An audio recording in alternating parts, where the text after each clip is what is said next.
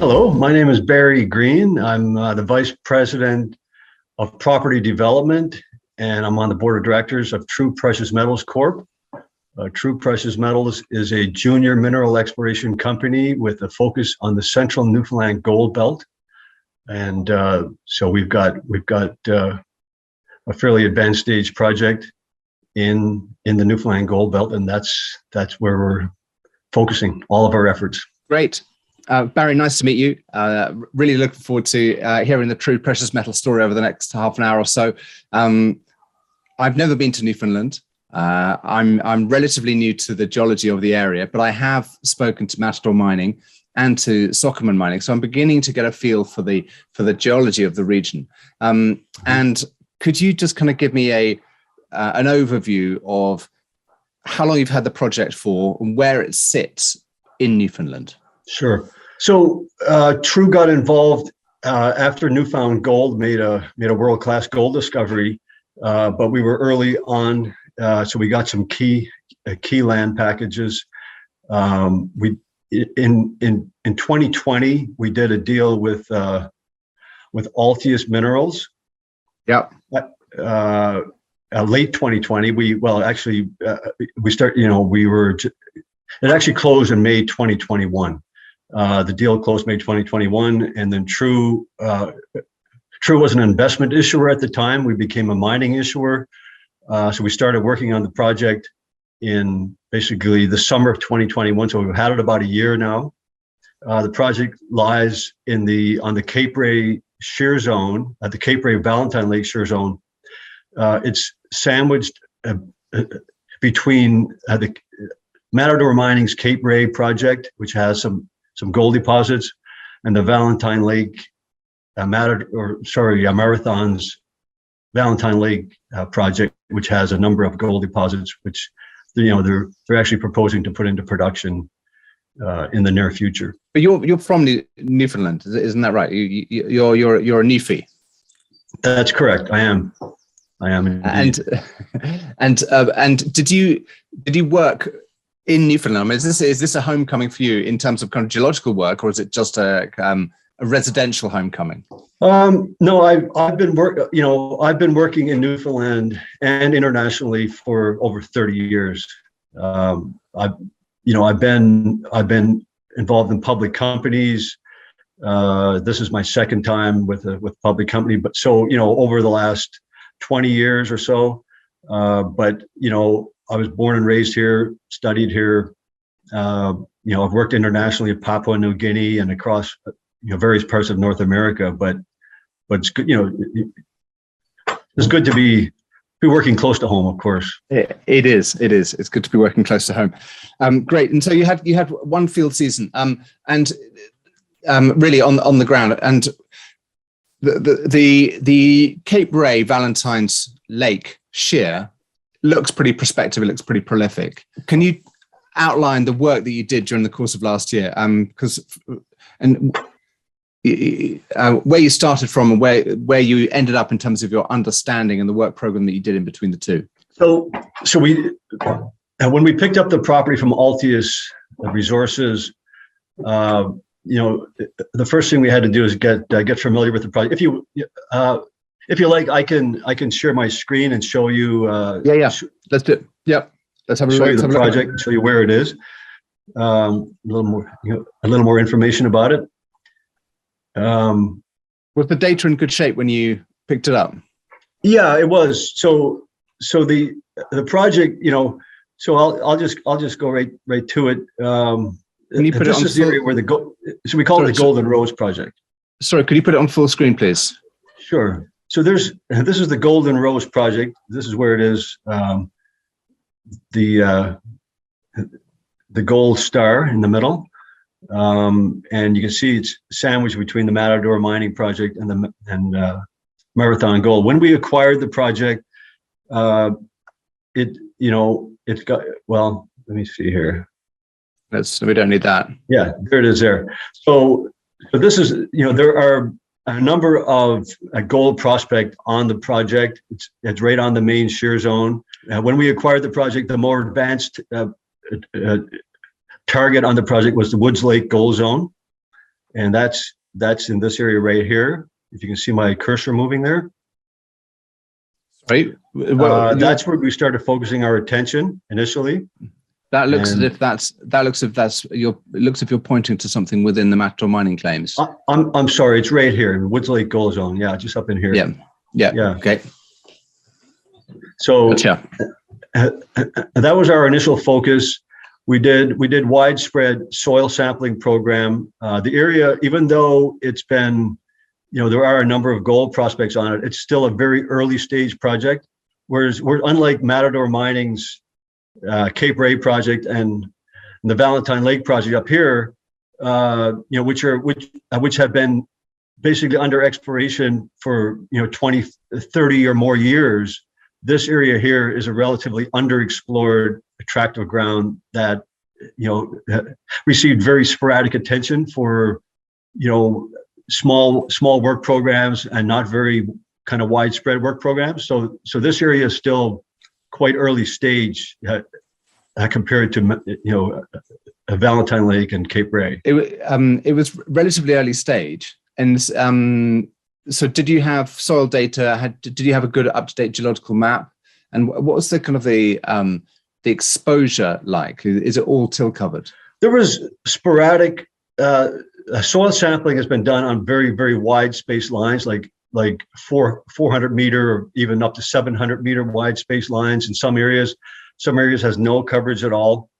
One of the things that we did as well, when we picked up the project, we identified a secondary main shear structure going through the property, which was previously unrecognized. We knew that the main Valentine Lake shear zone went through the property on the sort of the southeast side, but when we recognized that there was another structure that went for at least 20 kilometers through our claims on the northwest side, and it seemed to be a splay off of the main Valentine Lake Cape Ray shear zone. So we started focusing on that. That area has never seen pretty much no previous exploration. And so we did a soil survey down along that shear structure, and we identified basically, along the full 20 kilometers, there was quite anomalous gold all along it. And in many cases, we were seeing anomalous base metals as well, copper, zinc, and some lead. So it seemed to have a little bit of a different metallogeny, or I guess a mineral potential, more polymetallic, versus the main Valentine Lake shear zone through our property, which historically only appeared to be a gold only type of target. So that was our main focus. So you made that discovery. What was the first thing you did? Did you do a kind of a regional structural map? Did you look at the regional aeromag data? Did you how did you identify that shear? Was it prospecting, structural interpretation? What was the approach? Yeah, it was more structural interpretation and research of the regional geology, and just sort of, I guess, knowing the regional geology, having worked here for on and off for 30 years, and kind of more meticulous research through some of the early files. And we did look at, of course, what was available in terms of airborne magnetic data. And and then also, lineament interpretation. We also hired a company called Gold Spot Discoveries. They did an artificial intelligence kind of output for us as well, as well as human intelligence, I guess, sort of compilations. And between it all, between all of that, we were looking at this kind of fairly prominent feature on the topographic map. So we decided then to actually expand our claims, and we pretty much doubled the size of the land package from the initial deal that we did with Altius to fully capture that main, or that secondary shear structure. And then we flew an airborne geophysical survey over the whole package.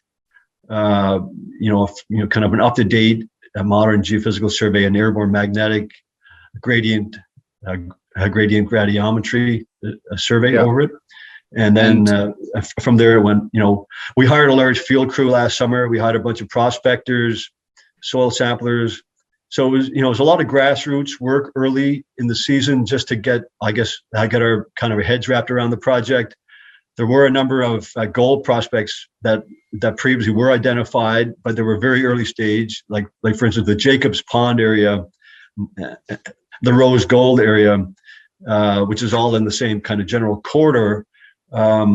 That area was, a very grassroots, early stage discovery by a prospector, and the only thing that really had been done there was a little bit of hand trenching with a shovel, no mechanical trenching or drilling or anything like that. So, that we started looking at some of these areas as well, and said, well, let's put some soil, kind of regional soils, expand on that. And there was some kind of limited postage stamp type soils over those areas as well, but it wasn't much of a regional survey.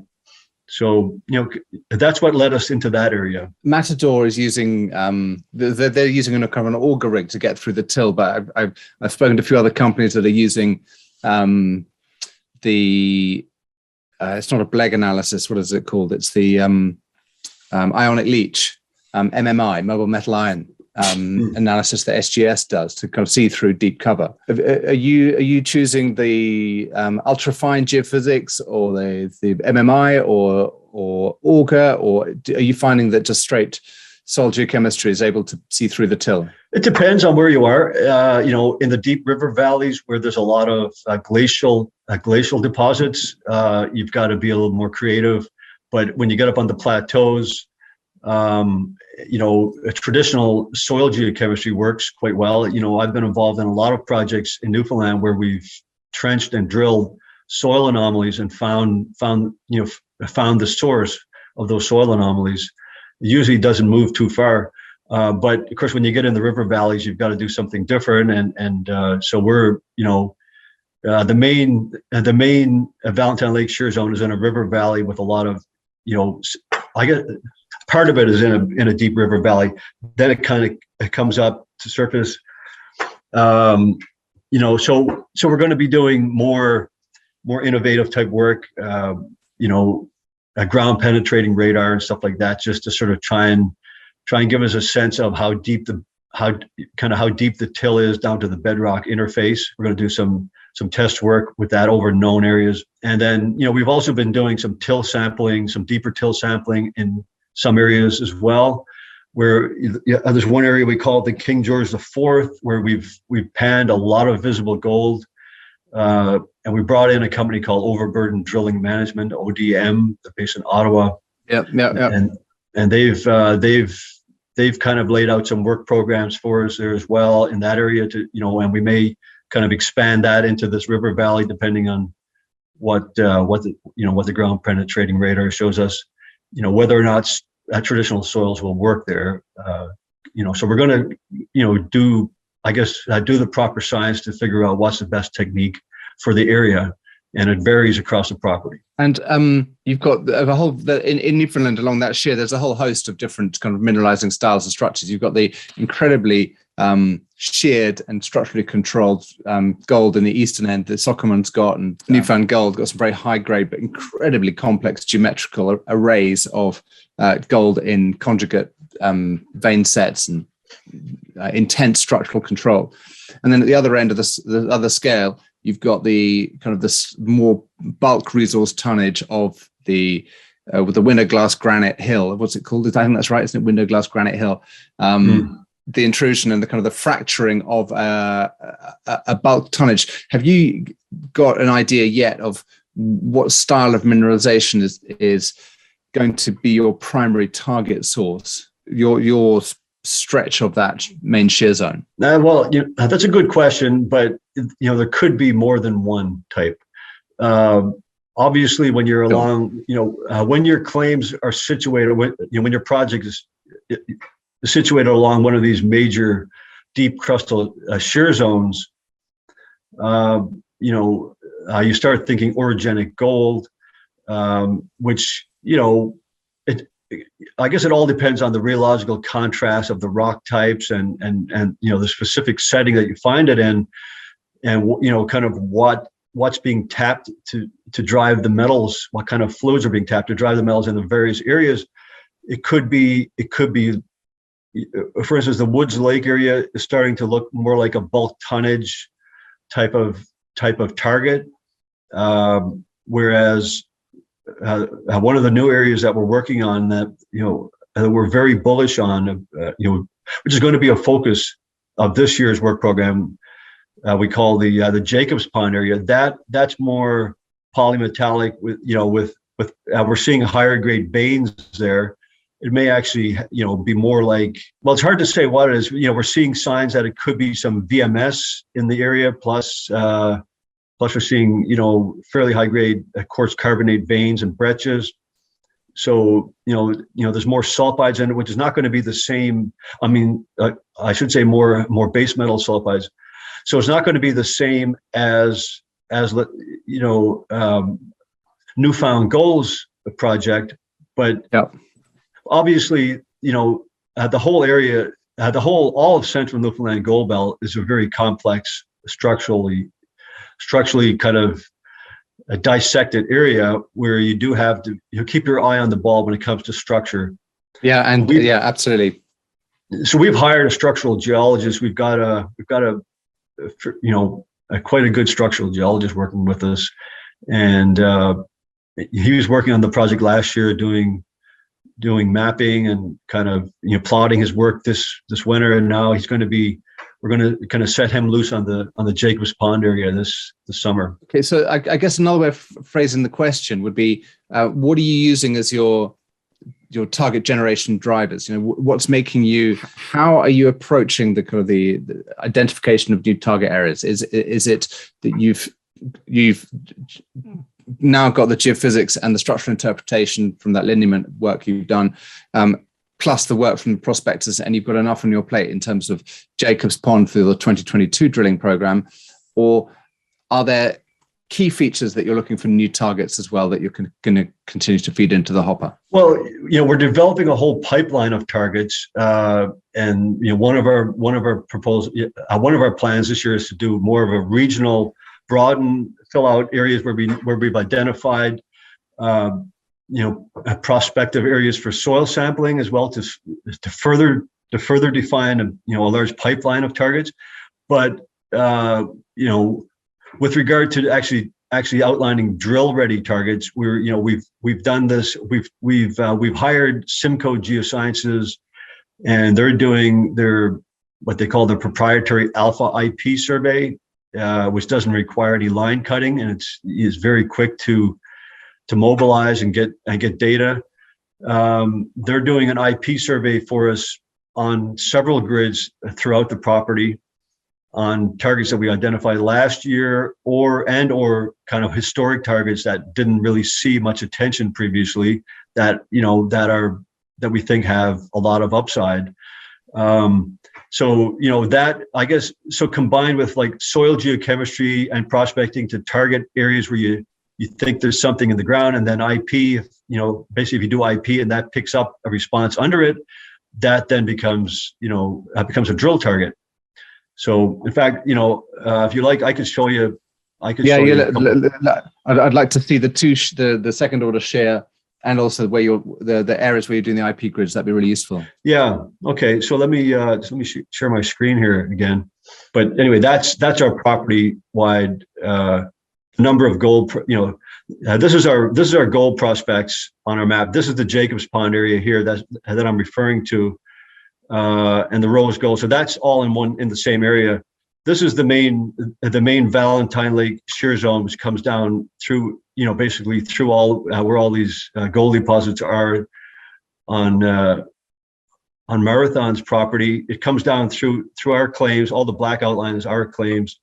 The Rogerson Lake conglomerate is sort of the defining rock type that tells you that you're on the shear zone, on the main shear zone, on or near it, in this area. And as you get further down here, basically the equivalent of the Rogerson Lake would be what they call the Windsor Point Group. And that kind of the Windsor Point Group, and that's what's associated with all the gold deposits down at the Cape Ray project. So the Windsor Point Group rocks come up through here, and they actually kind of diverge. Basically, the two shear zones are coming together here, but they diverge, and it wraps around these ophiolites here. So this is what we think is the Cape Ray shear zone here, what we're calling the Cape Ray shear zone. This is the Valentine Lake shear zone, And so what we're seeing at Rose Gold and Jacobs Pond area seems to be more associated with this one. And it's, as I said, it's more polymetallic. So that's that area there. Now, if I go, there's the Valentine Lake Shear Zone.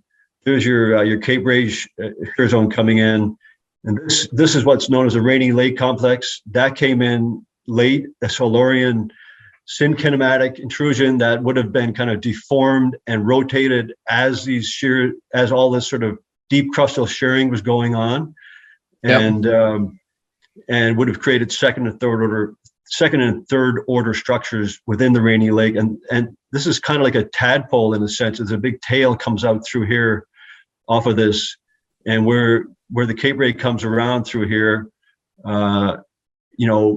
we're seeing, so here there's a whole juxtaposition of Windsor Point group rocks. There's a whole mishmash of different rock types here, as well as Rainy Lake complex rocks, and there's other ophiolitic rocks here, kind of mafic to ultramafic rocks. So it's right in this area where we're seeing a lot of activity in terms of mineralization. This is aeromagnetic data. You can see that these features really stand out in the aeromagnetic data. Classic. And it really defined. These shear zones are really well defined in the data. That was our regional kind of, when we picked up the property. This is that when we identified this as being a prospective structure that was never looked at really at all. This was the result of our soil sampling that we did there. We got quite a regional trend over. That's about 20 kilometers with a number of discrete clusters of very high gold values all along that structure. This is more historic work, and you can see here, like these lines down here are 400 meters apart, and these lines here would be like 700 meters. So there's a lot of room here. There's anomalies here, but there's a lot more room to fill in.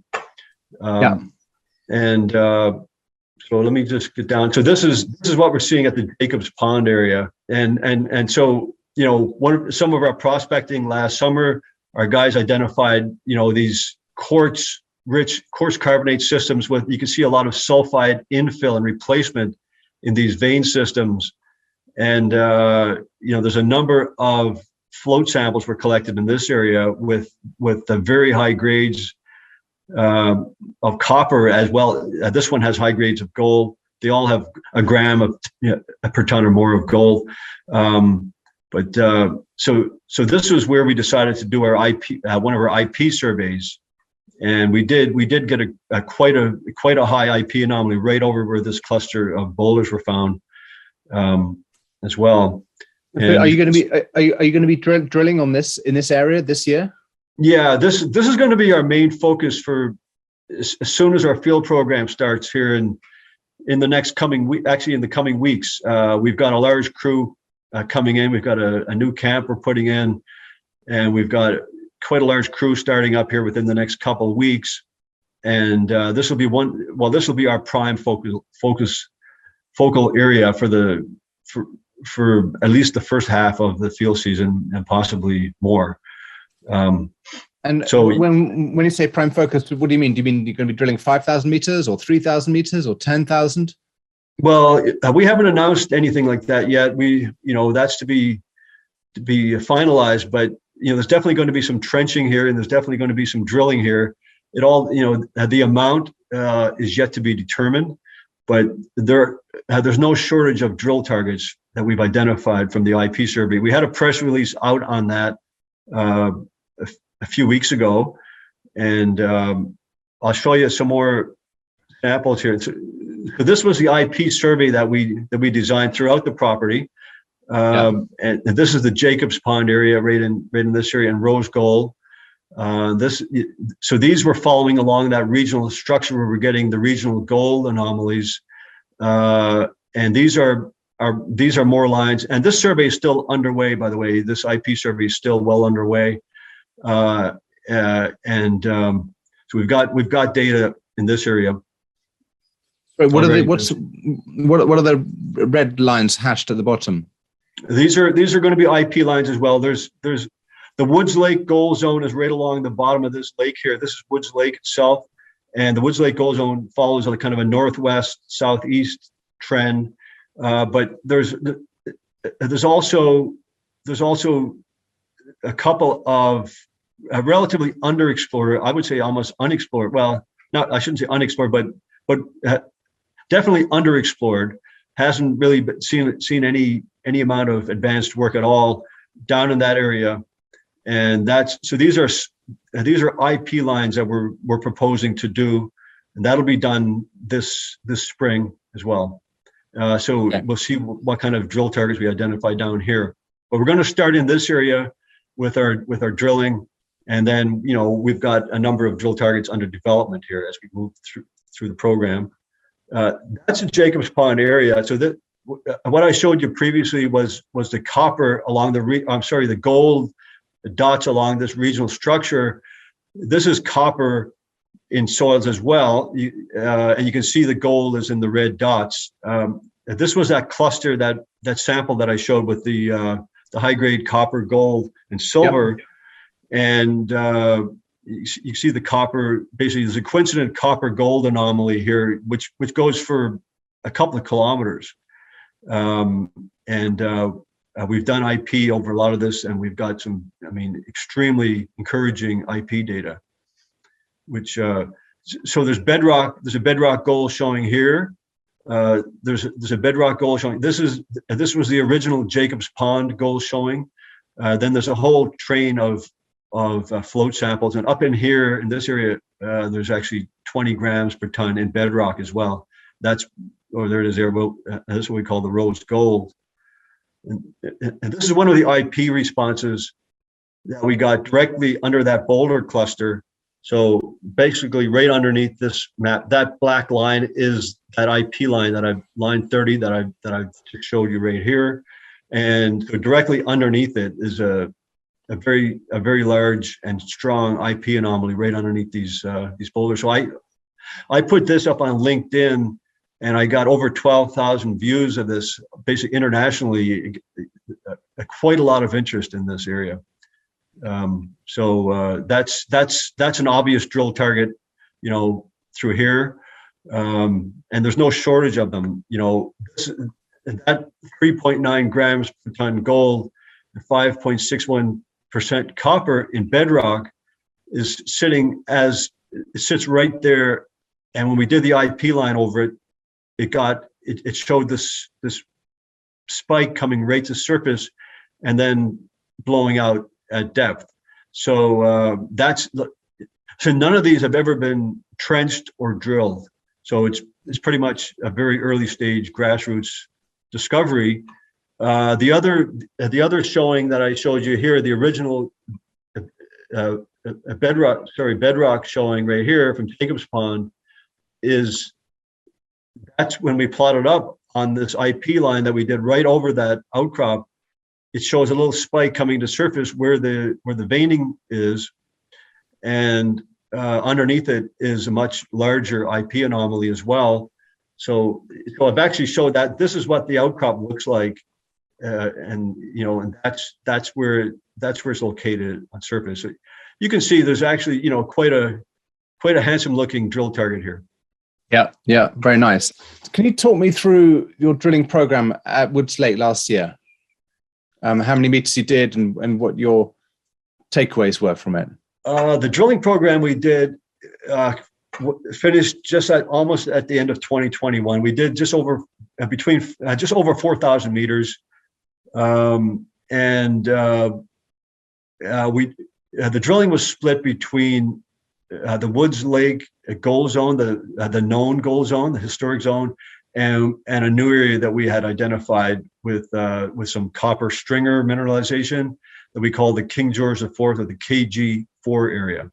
So it was split between the two. The Woods Lake drilling was largely designed to be infill and sort of infill / delineation type of drilling on a known target area, where some previous work had identified some, wide and fairly high grade, the kind of low to high grade kind of mixed bag of results previously.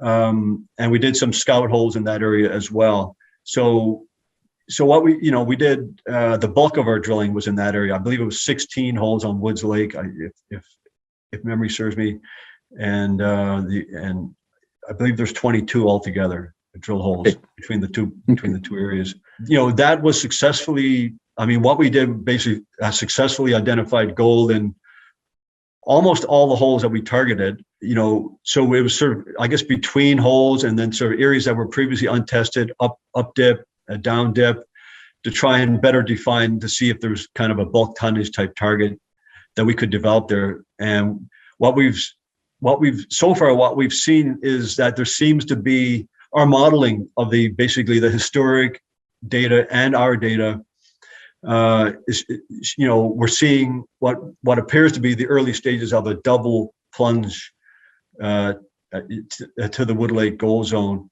So it's still there's still a lot of drilling needs to be done on that to, I guess, further define or I guess confirm if that's actually what's happening, if there's truly a double plunge. It just really hasn't been drilled very much at depth. Most of the drilling has still been fairly shallow on Woods Lake. So that's kind of generally where that sits. So would you call that kind of a technical success, proof of concept? This is a fertile environment, but not enough to kind of pull the eye of Sauron firmly onto Woods Lake. You want to test out Jacob's Ladder before you come back to Woods Lake. Sorry, not Jacob's Ladder, Jacob's Pond. Well,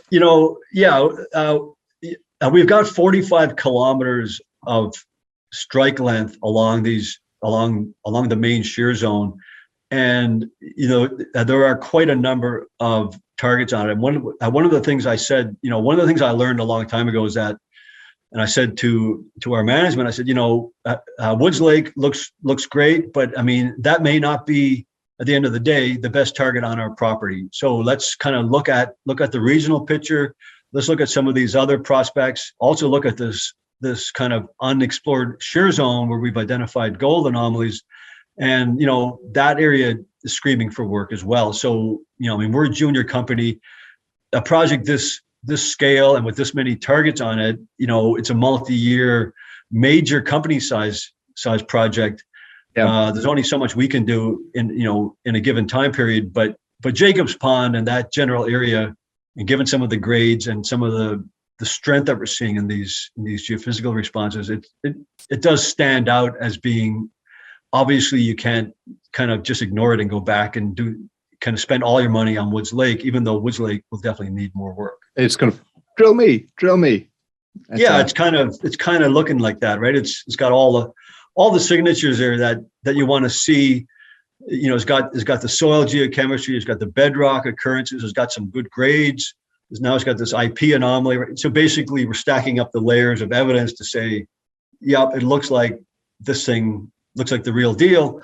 So now we've got to bring the truth detector in and drill some holes in it, and let's see what we get. Great. And when might you have the kind of the drill holes? When should we be scanning the news releases and have our kind of alerts on for the drill results coming out of Jacob's Pond?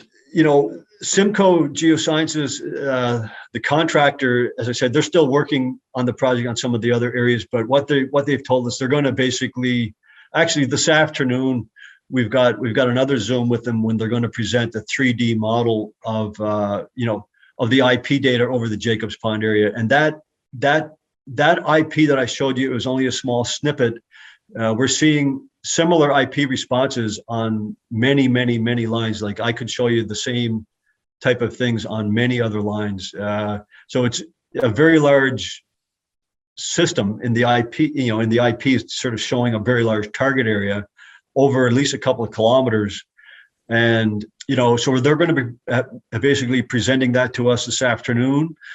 And then, they're actually going to be proposing where we should be drilling it. We'll kind of combine their recommendations with our internal knowledge and I guess knowledge and experience. But we largely lean on them.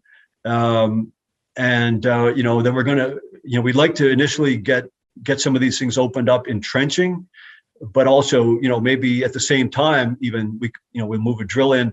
So the plan is to get an application in for drill permitting as soon as we get this from Simcoe in the next days, like maybe today or the next few days, and when they finally give us all the drill targets. Yeah. Get the permitting in place. Usually takes 4 to 6 weeks for permitting, based on historic experience. We'll see how that goes. And by this summer, by Q3, hopefully early Q3, we'd like to move a drill into the property. Okay, so drilling in the second half of the year, maybe at the start of the half, and then results a few months after that. Hopefully it won't take a few months. There was a backlog of assay this year, 2021, and really up until now, there's been a backlog of samples at the assay labs, and companies have been having to wait for months for results. At the lab, there's only one assay lab in Newfoundland, and now there's a second kind of national group moving in. International group, company called SGS. They're moving a prep facility actually right into this town that I'm sitting in right now, Grand Falls, Windsor, they're selecting certain clients to work with, and they're guaranteeing a much shorter turnaround time. So between them and Eastern Analytical, the other assay lab, we expect a much faster turnaround this year than we did last year. So, I don't expect months. By months meaning 2 or 3, I'm expecting a shorter turnaround this year. Great. So you've got the 3D IP coming out internally soon. Are you going to? When does the overall Simcoe? When does Simcoe Geoscience? When did Simcoe Geoscience finish their IP program with you across all of the areas, and when do you get a report that you'll be able to discuss internally and say, in addition to Jacob's Pond, we've got targets 1 to 20 along the trend? In the next few weeks, let's say, and there's obviously a few storm days or weather days here and there that sort of kind of extends the program, but certainly we expect under a month to have the rest of the program finished, unless they had to stop a little bit for spring breakup. But kind of thereabouts, and they're providing interim reports on grid areas as they work through. So we'll be able to take action on specific areas as they finish an area and get permits in for all these areas. Kind of, we won't have to wait till the end, in other words, to make a plan. Yeah, good. Thank you very much for the introduction to the company, and good luck with the work plans. Jacob's Pond does sound pretty interesting, huh? Yeah, I'm really, really excited about Jacob's Pond. In all my years, I haven't seen a better target. Obviously, I can't guarantee anything here, but all the signs are pointing to a very, very nice target here. And the mapped geology, is it? Have you got enough exposure to see what the geology is, or are you going on soil geochemistry and the geophysics primarily? There will be enough, with our structural geologist, and that's going to be really important to really understanding this.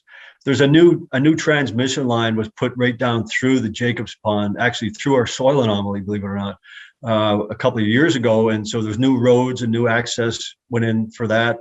That's opened up some new outcrops in the last few years, and enables us to get in much easier. And so from what I can see, although there's cover on some of these areas, there are enough, we do have bedrock exposures of gold, copper mineralization, and there are a number of, from what I've seen in there, we should be able to put together a reasonably good geological map. And you'll be helped by the trenching, of course. Yeah, of course. Yeah, that'll give us, especially, if we see the mineralized zones, which obviously we fully expect to, then that'll, mapping those in detail and setting our structural geologists loose on those will give us some really good controls on hopefully on plunges and dips, that we can help further aid our drill targeting. Yeah, great. Thank you very much, and good luck with Jacob's Pond and all the other work that you're doing. I look forward to seeing the news during the course of the year. Thank you very much, Merlin. It's been a pleasure.